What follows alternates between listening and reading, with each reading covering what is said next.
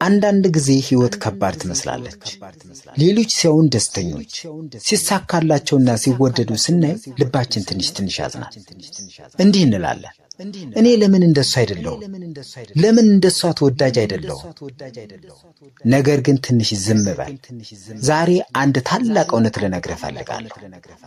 በአንድ ዛፍ ላይ ተቀምጦ የሚያለቅስ አንድ ቁራ ነበረ።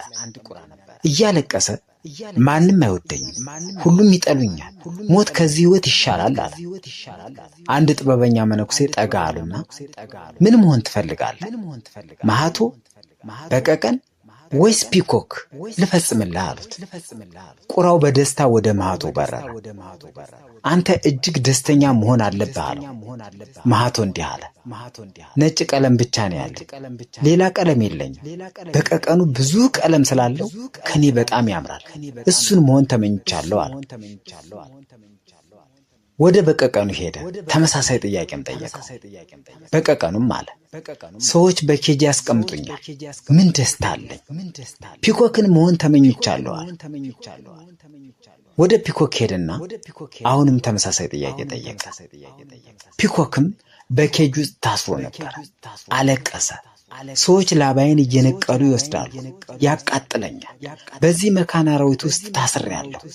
አንተን መሆን ተመኝቻለሁ፣ አንተ ነፃ ነህ አለው። ቁራው ደነገጠ። በጉዞ መጨረሻ ወደ መነኩሴው ተመልሶ ሌላ ምንም አልፈልግም፣ ቁራ በመሆኔ ደስተኛ ነኝ አለ። አንተም እንደዚሁ ነህ ጓደኛዬ። ሁልጊዜ አንድ ሰው ካንተ የበለጠ ያለው ይኖራል። ሁልጊዜ አንድ ሰው ካንተ የበለጠ የሚያውቅ ይኖራል። ሁልጊዜ አንድ ሰው ካንተ የበለጠ ቆንጆ ይኖራል። ግን ማንም አንተን መሆን አይችልም። በዚህ ሰፊ ዓለም ውስጥ እንዳንተ ያለ ሌላ ሰው የለም። አንተ ብቸኛ ነህ፣ ልዩ ነህ፣ በቂ ነህ። ያ ፒኮክ እስከ ኬጅ ድረስ ቆንጆ ነው። ያ በቀቀን እስከ ኬጅ ድረስ ባለቀለም፣ ያ ማህቶ እስከ ጭንቀቱ ድረስ ነጭ ነው። አንተ ግን ነፃ ነህ። ነፃ ሆነ ማሰብ ትችላለህ። ነፃ ሆነ ማለም ትችላለህ። ነፃ ሆነ መፍጠር ትችላለህ። ታዲያ ዛሬ እንዴት ትጀምራለህ? አንደኛ፣ ራስህን ከሌላው አታወዳድር። ንጽጽር የደስታ ጠላት ነው። ሁለተኛ፣ ባለ ነገር ደስተኛ ሁን። ዓይንህን ባለ ላይ ይሁን እንጂ በሌለህ ላይ አይሁን። ሶስተኛ፣ ነፃነትህ ሀብትህ ነው። ሌሎች ባጡት ነገር ደስ ይበል። አንድ ጥንታዊ አባባል እንደሚለው ባለው ነገር እርካታ ያገኘ ሰው በዓለም ላይ እጅግ ሀብታም።